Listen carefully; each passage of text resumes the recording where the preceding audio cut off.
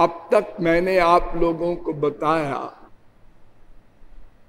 कि विश्व का प्रत्येक जीव स्वार्थी है। यद्यपि आप लोग इस शब्द से घबराते हैं, फील करते हैं, किंतु यह नितांत सत्य शब्द है कि विश्व का प्रत्येक जीव, ज्ञानी अज्ञानी, सदाचारी दुराचारी, कोई भी हो, सब स्वार्थी हैं। स्व शब्द का अर्थ क्या है?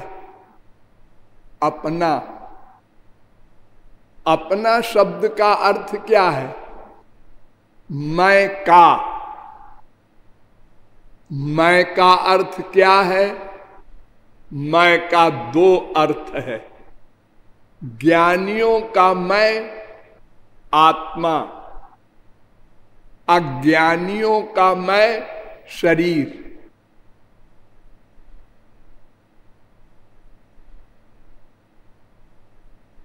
और ये भी आप लोगों को बहुत बार बताया गया है कि जीव तत्व के अतिरिक्त दो तत्व और हैं, अनाद्यनंत शाश्वत ब्रह्म माया।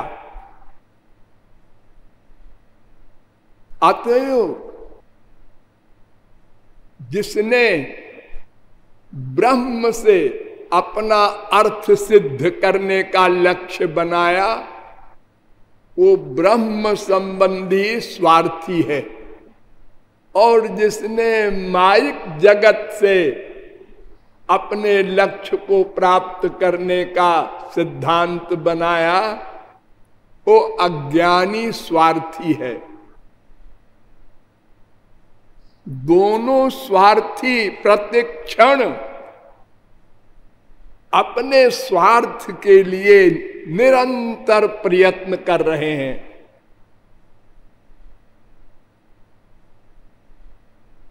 क्योंकि कोई जीव एक क्षण को अकर्मा नहीं रह सकता। और स्व का अर्थ क्या है? अर्थ दोनों का एक है। स्व शब्द का अर्थ दो है, लेकिन अर्थ शब्द का अर्थ एक है। अज्ञानी का भी अर्थ आनंद प्राप्ति और ज्ञानी का भी अर्थ, लक्ष्य, एम, उद्देश्य आनंद प्राप्ति। यानी जो शरीर को मैं मानता है, वो भी आनंद के लिए ही प्रयत्न कर रहा है। और जो आत्मा को मैं मानता है, वो भी आनंद के लिए ही प्रयत्न कर रहा है दोनों स्वार्थी।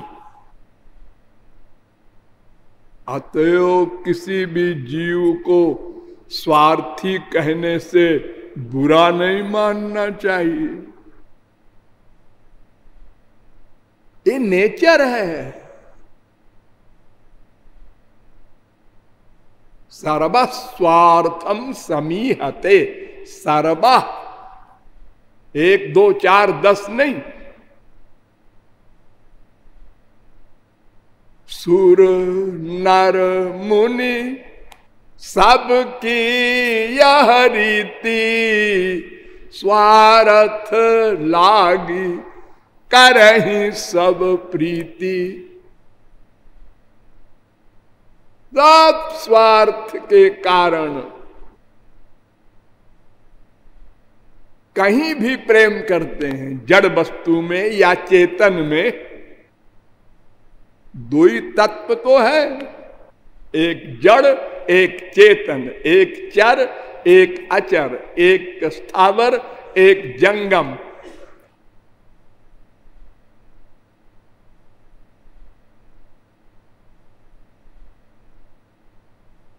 यदि हमको ये पता लग जाए कि असली स्वार्थ क्या है, तो हम असली स्वार्थ के लिए प्रयत्न करने लगे और असली स्वार्थ सिद्ध हो जाएगा, उसमें डाउट नहीं। जैसे यदि हम असली दूध को मथना प्रारंभ करें, 2 मिनट, 10 मिनट, 20 मिनट, आधा घंटा में मक्खन निकल आएगा, क्योंकि उसमें मक्खन है।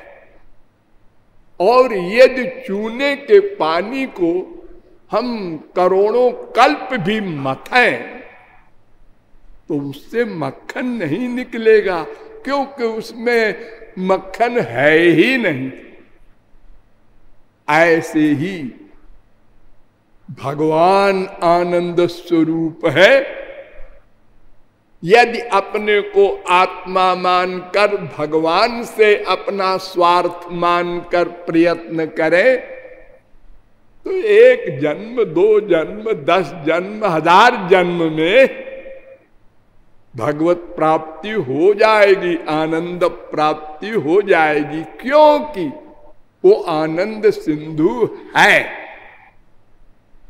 दूसरी साइड में माइक जगत में अनंत कोटि कल्प हमने प्रयत्न किया, ये प्रमाण है प्रत्यक्ष, लेकिन आनंद का लवलेश नहीं मिला, क्योंकि ये चूने का पानी है, यहां आनंद है ही नहीं। यहां क्या है? असारे खलु संसारे सुख भ्रांति शरीरिणाम। भ्रांति है, भ्रांति। जैसे अंधेरे में रस्सी पड़ी है, उसको सांप समझकर डर रहा है, कांप रहा है, भ्रांति। लालापानैवांगुष्ठे बालानां स्तन्य विभ्रम। छोटे बच्चे बहुत से ऐसे होते हैं, आपने देखा होगा, अपना अंगूठा पीते हैं। अरे भगवान तो पैर का अंगूठा भी पी रहे थे। ये अंगूठा पीने से क्या मतलब है? वो अपनी लार को ही पीता है और समझता है अंगूठे से वही चीज मिल रही है जो मां के स्तन से मिलती है। ये भ्रम है। सूखहाड़ लय भाग सठ। कुत्ता सूखी हड्डी चबाता है, उसमें खून नहीं, मांस नहीं। चबाते चबाते उसी के मुंह से खून निकलने लगता है, अपने ही खून को उस हड्डी में लगा के और चाटता है और समझता है हड्डी से खून निकल रहा है। यानी हम स्वयं किसी वस्तु में सुख मानते हैं, बार बार बार बार वही हमारा माना हुआ सुख हमको मिलने लगता है। इसीलिए सबको किसी एक वस्तु से सुख नहीं मिलता।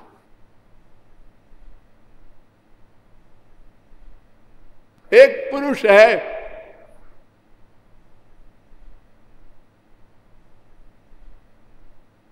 उससे किसी को बहुत सुख मिलता है, किसी को कम सुख मिलता है, किसी को सुख नहीं मिलता, दुख भी नहीं मिलता, किसी को दुख मिलता।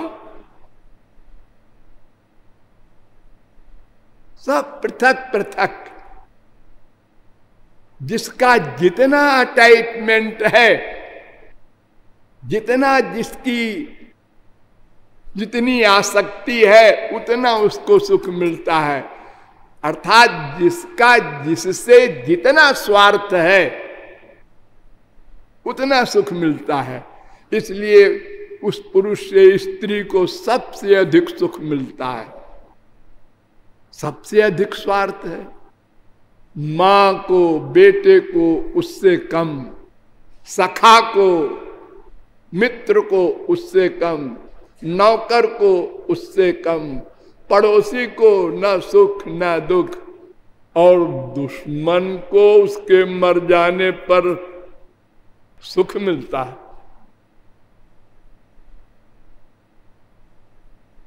सब स्वार्थ पर डिपेंड करता है। तो विश्व का प्रत्येक जीव स्वार्थी है, वो चाहे भगवान की ओर चल रहा हो वो भी स्वार्थी है, और चाहे संसार की ओर चल रहा हो वो भी स्वार्थी है। ये बात पृथक है कि एक का स्वार्थ एक दिन सिद्ध हो जाएगा और एक का स्वार्थ कभी भी सिद्ध नहीं हो सकता।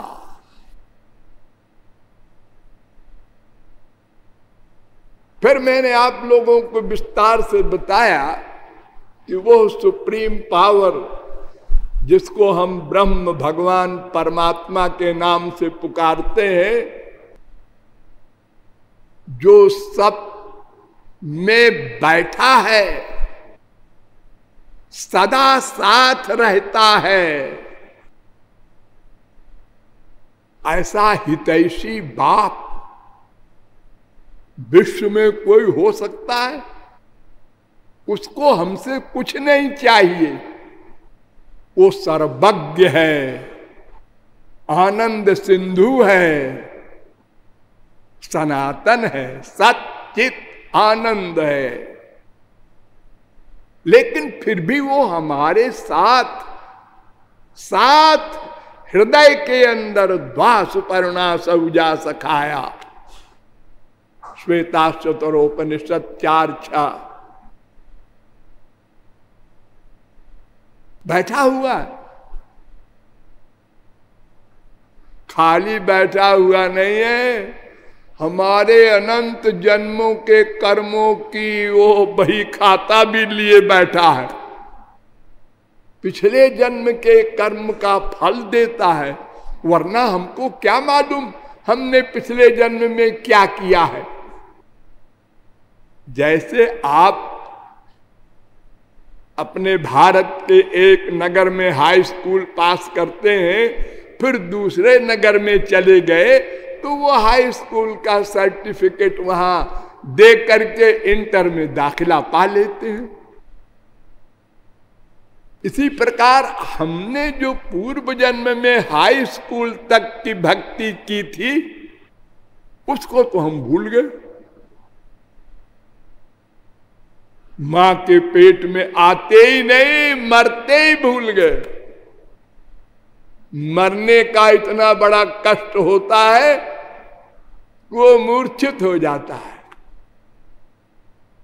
फिर पैदा होने में इतना कष्ट होता है, पूर्व जन्म का स्मरण नहीं रहता।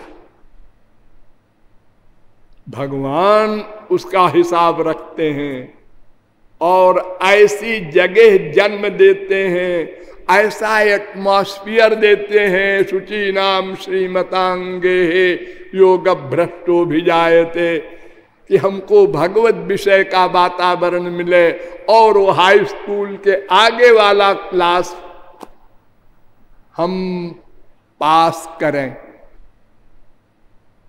और फिर सबसे बड़ी बात, ये देखना, सुनना, सूंघना, रस लेना, स्पर्श करना, सोचना, जानना, ये सब इंद्रियों का कर्म वे ही कराते हैं, उनकी शक्ति से होता है।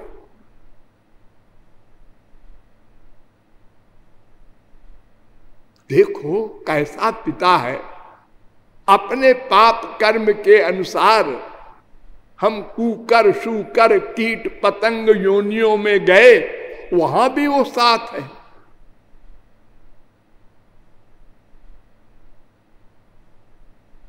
अरे अगर हम संसार में किसी को पे भी दे तो वो गंदी सर्विस करने को तैयार नहीं होगा। अच्छा काम दो तो हम करें, गंदा काम करने के लिए हमने एमए नहीं पास किया। तो उस भगवान को प्राप्त करके ही हम अपना लक्ष्य प्राप्त कर सकते हैं, आनंद, शांति, सुख आदि।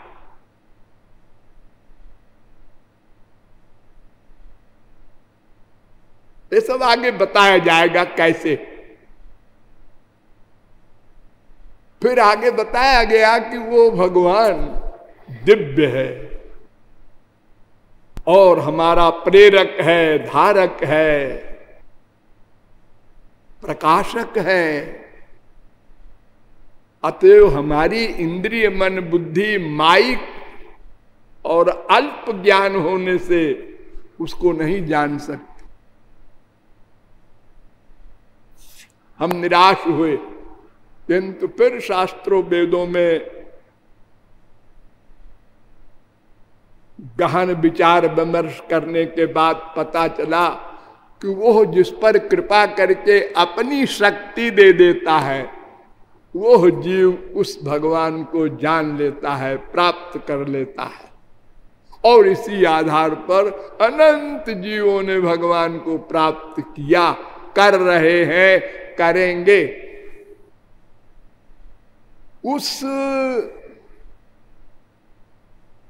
कृपा का आधार भी बताया गया कि वेदों में 3 मार्ग बताए गए हैं, ज्ञान, कर्म, भक्ति। इसमें कर्म पर विचार किया गया कि वर्णाश्रम धर्म का जो कर्म है, श्रुति स्मृति में उसको यदि कोई विधिवत करे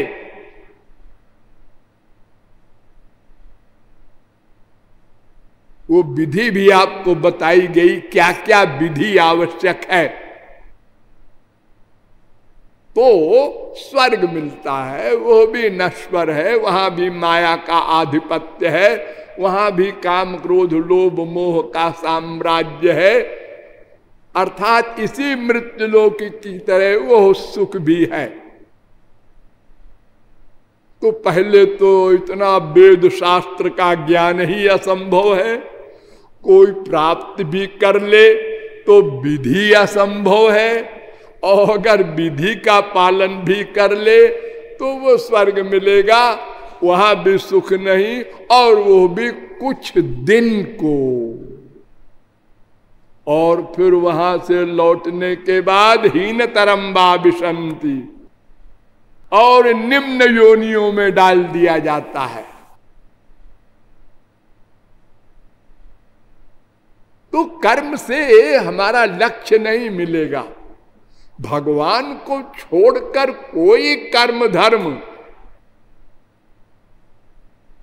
न माया निवृत्ति करा सकता है और न भगवत प्राप्ति करा सकता है। एक संत ने लिखा है कि मीना स्नान परा फणी पवन भूमि शस्य पर्णाशनो निराशा खलु चातको हि नितराम शेते बिले मूषका भस्मोद्धूलन तत्परस्य हि खरो ध्यानानुरक्तो बकस्ते सर्वे नहीं जानति मोक्ष पदवीं भक्तिम बिना श्री हरे।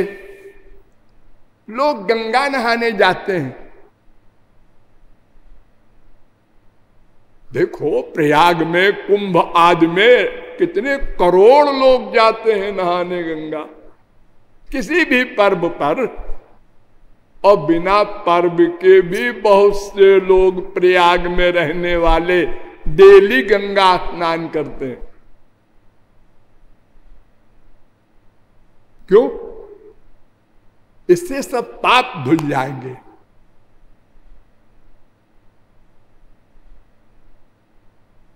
एक बार बिलासपुर में कुछ नास्तिकों ने, वहां संत सम्मेलन हो रहा था कोई, उसमें प्रश्न रख दिया कि क्यों जी गंगा जी में स्नान करने से सर्व पाप विनिर्मुक्ता अब विष्णु लोके महीयते आदि कहा गया है। तो ये तमाम लोग जो डेली नहाते हैं उनका पाप भी नहीं धुलता, वैसे ही काम क्रोध लोभ मोह बना हुआ है और बढ़ता जा रहा है। फिर ये क्या है तुम्हारे शास्त्र का वाक्य? यहां तक कि गंगा गंगेत यो ब्रूयात योजनानाम शतैरपि इत्यादि भी लिखा है।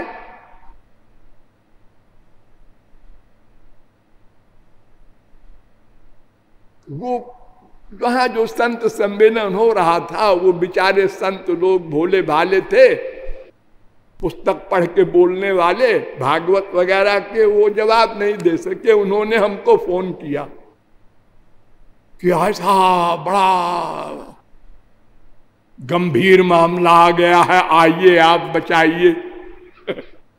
तो मैंने कहा क्या मामला है? ओ मामला नहीं बताया हमको। मैं जब वहां पहुंच गया तब बताया ये प्रश्न है। हमने कहा ये भी कोई प्रश्न है? हमने पहले कहा भाई जिन महानुभावों ने प्रश्न किया है कृपया मंच पर आ जाएं। और हमने उनसे कहा कि मैं तमाम शास्त्र वेद बोलने नहीं आया, मैं भी लेक्चर दे रहा हूं नागपुर में, मेरे पास समय नहीं है, मैं एक छोटी सी बात कहने आया हूं। आप लोग कहते हैं गंगा नहाने से कोई पाप नहीं धुलता, और आपका शास्त्र कहता है पाप धुलता है। यही प्रश्न है ना? हाँ, यही प्रश्न। हमने कहा एक बात बताओ, एक शीशी लो, शीशे में गंदी चीज भरो और शीशी को पैक कर दो और गंगा जी में डाल दो। फिर शीशी को 1 घंटे बाद निकालो, पैकिंग खोल दो। उस गंदी चीज का आचमन लेगा कोई? नहीं। क्यों? है वो तो वैसे ही है जैसे गंगा जी में डालने के पहले था। हाँ, वो गंगा जी में मिला कहां? हाँ, तो हमने कहा है गंगा जी में जो नहाने जाते हैं, एक गंगा जी में इनका मन नहाता है कि इनका शरीर नहाता है? गंगा नाम की पर्सनैलिटी कौन है इनको पता है? नहाने वालों को। ये तो पानी में नहाते हैं। गंगा देवी कौन है? उनका आवाहन किया गंगा में घुसने के बाद, और उन गंगा माता में मन का अटैचमेंट किया? दोनों नहीं किया। यानी गंगा में ये खड़े भी नहीं हुए, ये तो पानी में खड़े हुए। और नंबर 2, जिसमें गंदगी है, जिसको शुद्ध करना है, वो तो मन है। शरीर धोने के लिए गंगा जी में थोड़े गए हैं, वो तो अपने घर में नहा लेंगे। मन में पाप है ना, तो मन तो गंगा जी में डूबा नहीं, तो निष्पाप कैसे होंगे वो? अगर मन डूबेगा तभी निष्पाप होंगे। जैसे वो शीशी वाला गंदी चीज अगर गंगा जी में डाल दो, उसको गंगा जी में एक हो गया, अब उस गंगा जल का आचमन सब ले रहे, वो गंगा जी बन गया। हाँ, समझ गए समझ गए। तो ये संत कहता है मीना स्नान परा। अरे मछली तो वही पैदा होती है गंगा जी में, और वही दिन रात पीती रहती है और वही मर जाती है। बड़ी मछली छोटी मछली को खा लेती है या बीमारी में मर जाती है, मरना सबको है। तो क्या उसको वैकुंठ मिलता है?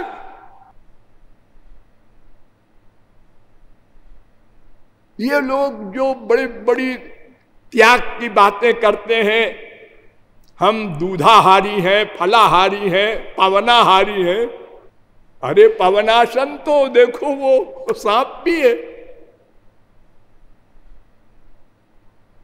और कितना त्यागी है, दूसरे के बिल में रहता है, अपना मकान भी नहीं है उसका। शेर, चीते, तेंदुए, कितने जंगली जानवर हैं जिनका न मकान है न खाने का ठिकाना एक दिन का है और न वस्त्र है। ये तीन चीज आप लोग मनुष्यों के लिए सोचते हैं ना, खाना, कपड़ा और मकान, एक भी नहीं है उन लोगों के। इतने त्यागी हैं तो ये सब क्या बैकुंठ जाएंगे?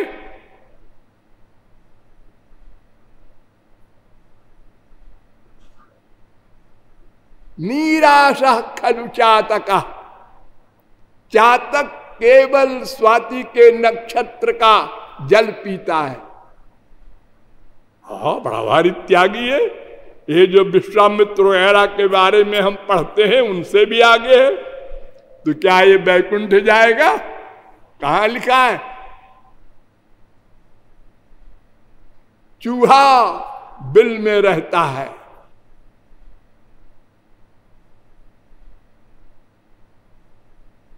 गधा धूल खूब अपने ऊपर डाल लेता है, बकुला इतना बढ़िया मन उसका लगाने का अभ्यास है, यूं करके पानी के ऊपर चोंच किए रहता है, कोई मछली ऊपर आवे आए और मारा उसको।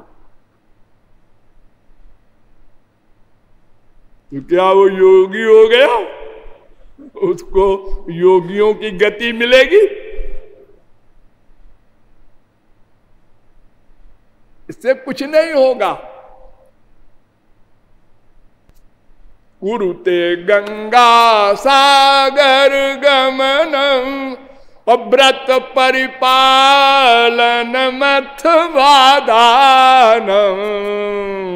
भक्ति विहीनम सर्वमनेन मुक्तिर न भवति जन्म शतेन। शंकराचार्य कह रहे हैं, कुछ भी करो, तीर्थों में घूमो, कुछ करो, इससे कुछ नहीं बात बनेगी। ना हम वेदैर न तपसा न दाने न चेज्या, किसी भी धर्म कर्म से मुझे कोई नहीं प्राप्त कर सकता। गीता कह रही है 11:53। बड़े बड़े नाटक संसार में लोग करते हैं, जबकि वेद ने पहले ही कह दिया, नायमात्मा प्रवचने न लभ्यो न मेधया न बहुना श्रुते न। कोई भी साधन करो,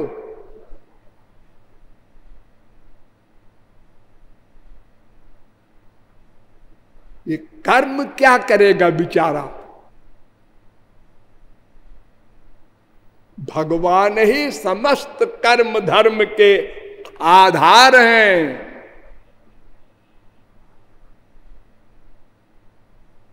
अगर भगवान को छोड़ दिया तो साहब जीरो हो गया। अब जीरो में करोड़ों से गुणा किया करो, जवाब जीरो आएगा।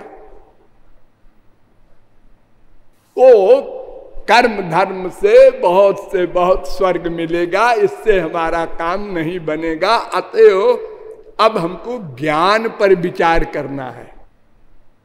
ज्ञान क्या होता है? ज्ञान मैंने आपको एक दिन बताया था ना भागवत से, कि बदंति तत्त्वविदस् तत्त्वं यज्ञान मद्वयम् ब्रह्मेति परमात्मेति भगवानिति शब्दते। पहले स्कंद के दूसरे अध्याय का 11वां श्लोक। अद्वय ज्ञान तत्व सुप्रीम पावर के 3 स्वरूप हैं। एक का नाम ब्रह्म, एक का नाम परमात्मा, एक का नाम भगवान। भगवान 3 नहीं है, एक ही भगवान के तीन अभिन्न स्वरूप हैं। क्या मतलब? जिसमें बहुत कम शक्ति प्रकट हो उसको ब्रह्म कहते हैं। केवल दो काम, दो शक्ति उसमें प्रकट होती है, अपनी सत्ता की रक्षा और स्वरूपानंद, बस। और ब्रह्म कुछ नहीं करता। उसके उपासक को ज्ञानी कहते हैं। वो भगवान का ही स्वरूप है, लेकिन उसमें शक्तियां प्रकट नहीं होती। और भगवान में सब शक्तियां प्रकट होती हैं। श्री कृष्ण में इतना सा अंतर है। ब्रह्म कृष्णयोरैक्यात्, दो तत्व नहीं है। भूल करके भी ना सोचना ब्रह्म कुछ और है। तारो अंगेर शुद्ध किरण मंडल, उपनिषद कहे तारे ब्रह्म सुनिर्मल। श्री कृष्ण के अंग की लाइट को भी ब्रह्म कहा जाता है। निर्गुण निर्विशेष निराकार ब्रह्म। वेद में कहा गया द्वेवाव ब्रह्मणो रूपे मूर्तन चैवा मूर्तन च।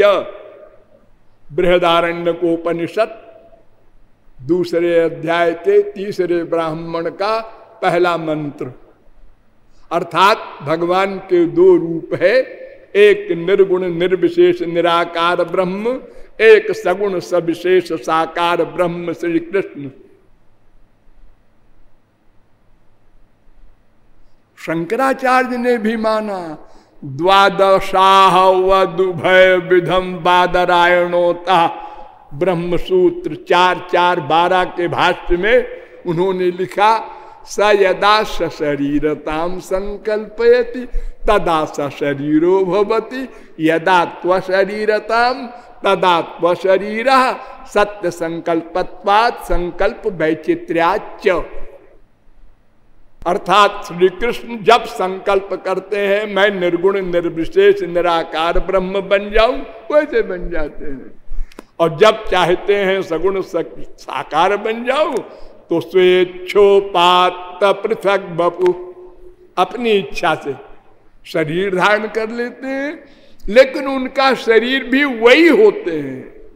सच्चिदानंद ब्रह्म ही शरीर है, सच्चिदानंद ब्रह्म ही पर्सनैलिटी है।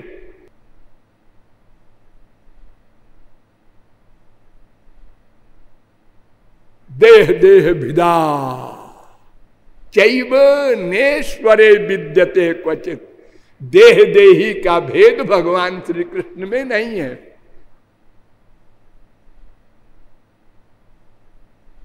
तो ब्रह्म के उपासक को ज्ञानी कहा जाता है और श्री कृष्ण के उपासक को भक्त कहा जाता है। ये शंकराचार्य ने भी माना। मूर्तं चैवा मूर्तम द्वे एव ब्रह्मणो रूपे इत्युपनिषत्तयोर्वा द्वौ भक्तौ भगवदुपदिष्टौ क्लेशाद क्लेशाद्वा मुक्ति स्यादेतयोर मध्य।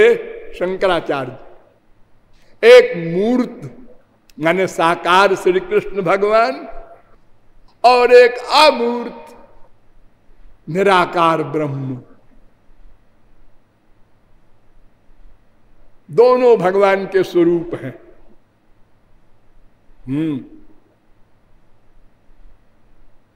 लेकिन क्लेशात, शंकराचार्य ने भी एडमिट किया, निराकार ब्रह्म बड़ा क्लेश वाला मार्ग है।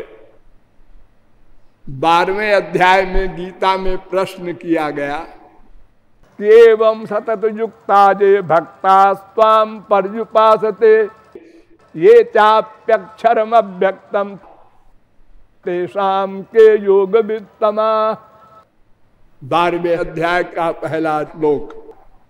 तो भगवान ने कहा क्लेशोधिक तरस्तेषाम अव्यक्तासक्त चेतसाम, अव्यक्ता ही गतिर दुखम देहवद्भिरवाप्यते। देहधारियों के लिए बिना देह वाले की भक्ति करना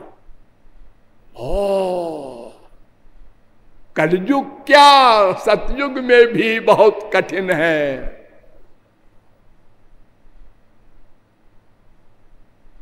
क्यों? नंबर 1 ध्यान दो, ज्ञान मार्ग का अधिकारी कौन है और भक्ति मार्ग का अधिकारी कौन है, इस प्रश्न को हल करो पहले। शंकराचार्य हमारे कलयुग में ज्ञानियों के आचार्य माने जाते हैं। 2500 वर्ष पहले उन्होंने अथातो ब्रह्म जिज्ञासा वेदांत सूत्र की भाष्य में बड़ा लंबा चौड़ा लिखा है कि निराकार ब्रह्म के विषय में श्रवण करने का अधिकारी कौन है।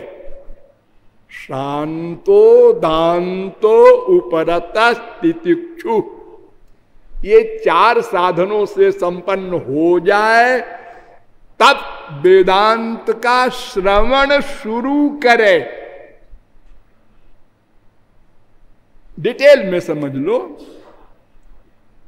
नंबर 1 विवेक, नंबर 2 वैराग्य, नंबर 3 समाधि षट संपत्ति यानी शम दम श्रद्धा समाधान उपरति तितिक्षा, ये 6, और मुमुक्षु, ये 4 साधन हैं। मैंने पहले जो बताए ना, शांत दांत उपरत तितिक्षु, उसी का डिटेल बता रहा हूं। ये 4 साधनों से संपन्न हो जाए यानी अंतःकरण शुद्ध हो जाए, यहां पहुंच गए आप, क्लीन स्लेट हार्ट हो गया। अब श्रवण नंबर 1, मनन नंबर 2, निधिध्यासन नंबर 3, तो समाधि नंबर 4। तो 4 पहले अधिकारी बनने के लिए और 4 बाद में, ये 8 हैं ज्ञान मार्ग में। ये 8 सदा करते रहना पड़ेगा जब तक जीवन रहे। इसमें सबसे पहला है शांता। बहुत बारीकी से समझिए आप लोग। शांता माने क्या? शम। शम माने क्या? मन पर कंट्रोल। वाह वाह, जय हो शंकराचार्य। मन पर कंट्रोल करो, उसके बाद आना मेरे पास। मन पर कंट्रोल। विजित ऋषिक वायु भीरदांत मनस्तुर्गम, वेद स्तुति कर रहा है कि बड़े बड़े योगींद्र मुनींद्र भी इंद्रियों पर कंट्रोल कर लेते हैं, मन पर कंट्रोल नहीं कर सकते। ये 5 प्राणों पर कंट्रोल कर लेते हैं, प्राण अपान ध्यान समान उदान, लेकिन मन पर कंट्रोल नहीं कर सकते।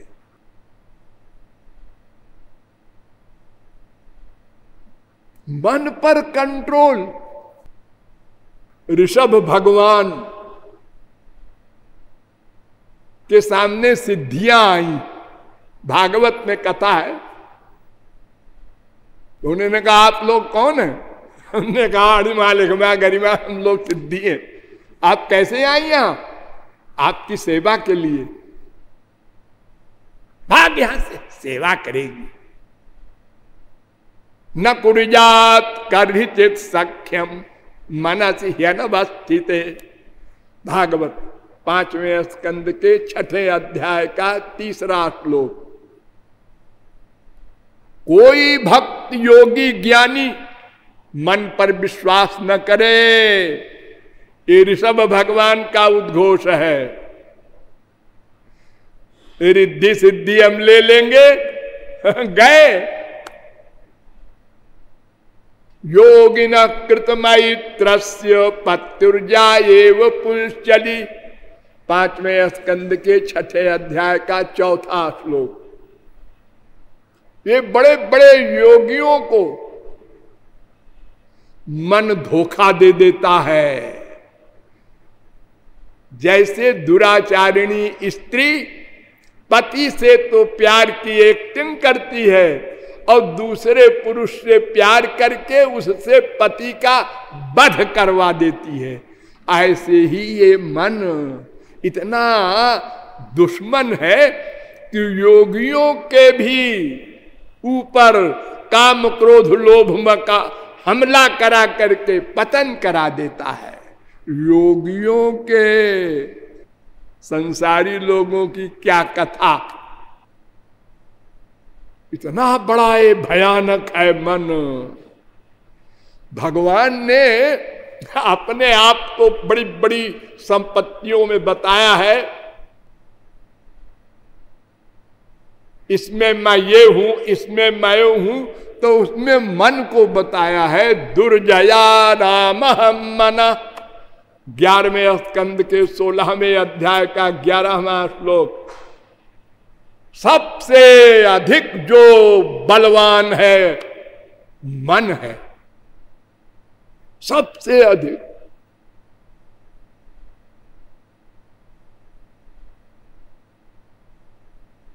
देखिए, आप लोग अर्जुन का नाम सुने होंगे।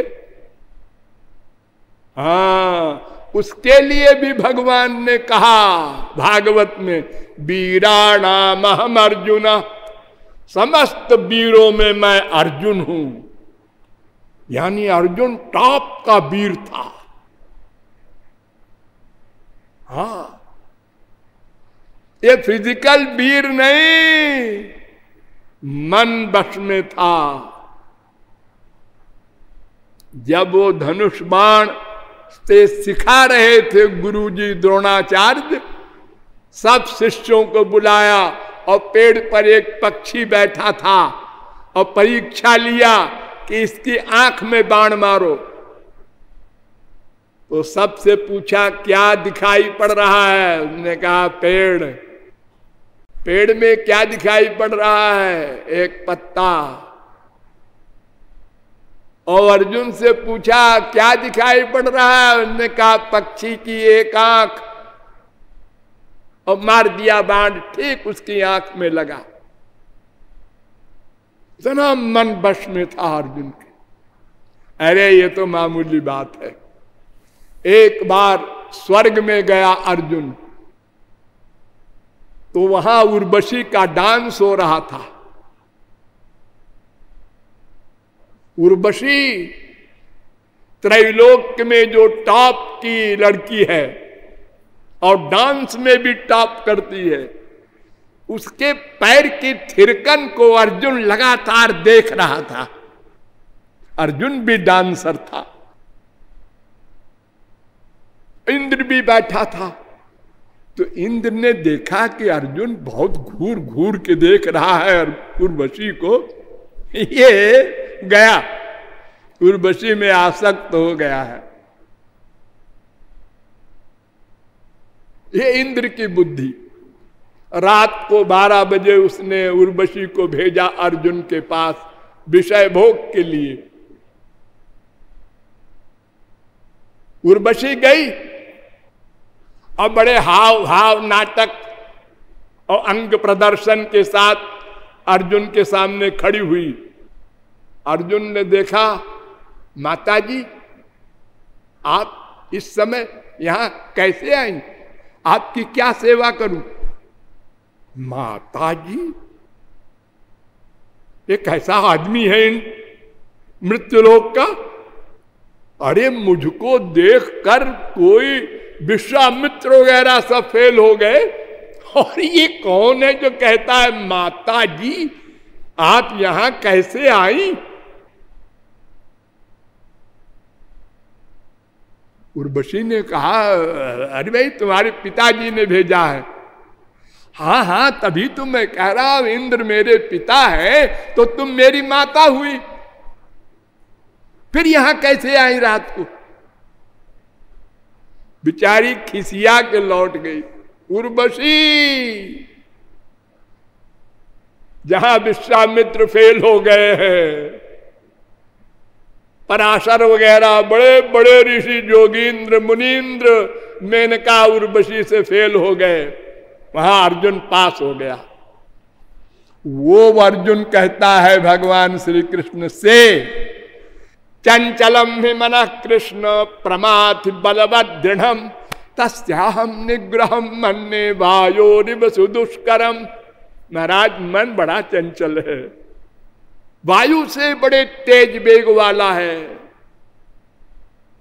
आप कहते हैं कि मन को बस में कर ले, अरे कैसे कर ले महाराज? भगवान ने एडमिट किया, असंशयम महाबाहो मनो दुर्निग्रहम चलम। ठीक कहता है तू अर्जुन, मन ऐसा ही है। गीता 6:34, 6:35। अर्जुन सरीखा,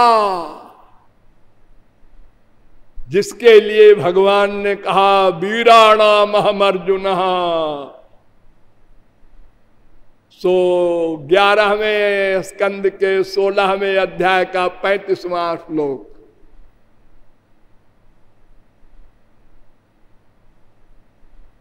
उस मन के लिए शंकराचार्य कहते हैं बश कर करके आओ, ये पहली शर्त है, शांता।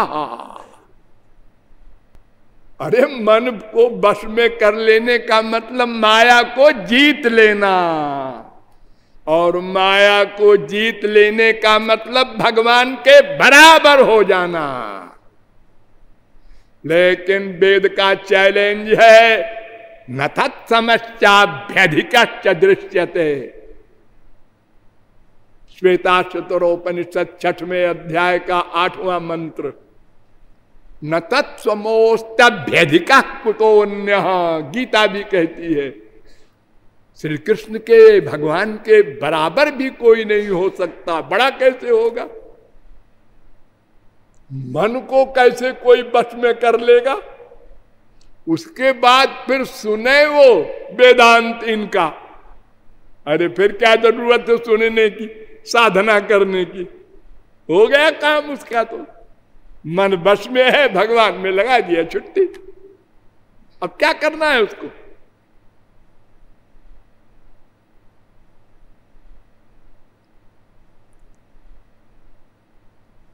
तो ये 4 प्रकार के साधन जो बताए, वो अधिकारी होने के बताए। इसके बाद फिर श्रवण शुरू होगा। क्या श्रवण?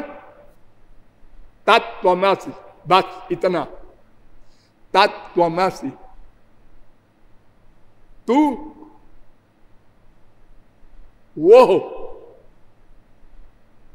वो माने ब्रह्म।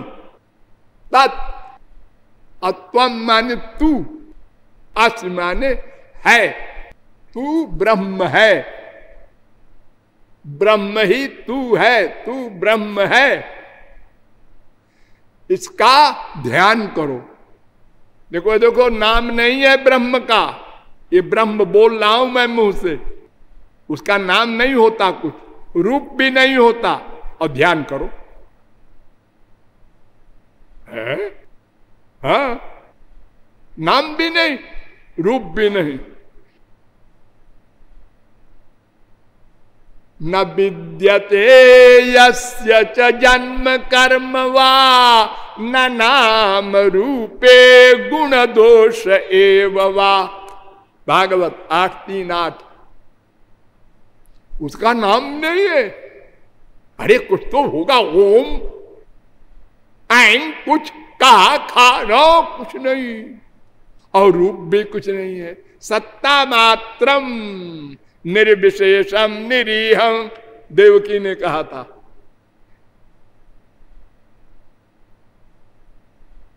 और ध्यान करो। क्या ध्यान करें भाई? तो तत्वमसि का ध्यान करते करते करते करते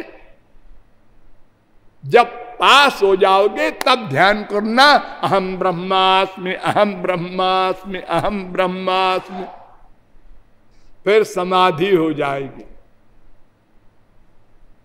लेकिन ये समाधि में ब्रह्मानंद नहीं मिलेगा, आत्मानंद मिलेगा।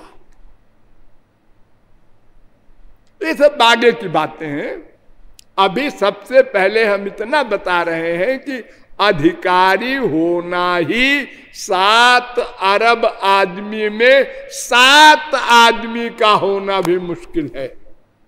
अधिकारी बनना जो शांत, दांत, उपरत, तितिक्षु आदि 4 साधनों से संपन्न हो, और भक्ति के लिए सर्वेधिकारिणो यत्र, सब अधिकारी हैं। सब जो राम नहीं कह सकता इतना बड़ा पापी, वाल्मीकि। क्यों जी? जो काखा गाघा बोल सकता है, ABCD बोल सकता है, वो मरा बोल सकता है, राम नहीं बोल सकता। ऐसा कैसे? आखिर रा और मां बोल तो रहा है उल्टा, सीधा क्यों नहीं बोल सकता? अरे पाप नहीं बोलने दे रहा है उसको। पापवंत कर सहज स्वभावु, जितना अधिक पाप होगा उतना वो भगवान उनके नाम से दूर भागेगा। तो इतना बड़ा वो पापी था कि राम नहीं कह सका। वो भी अधिकारी है, वो भी ब्रह्म के समान हो गया। और रामावतार के पहले ही रामायण लिख दी।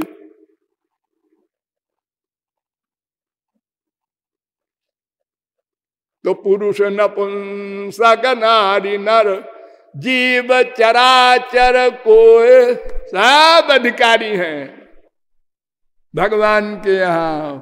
उनके सब बच्चे हो कैसे ही पापी हो।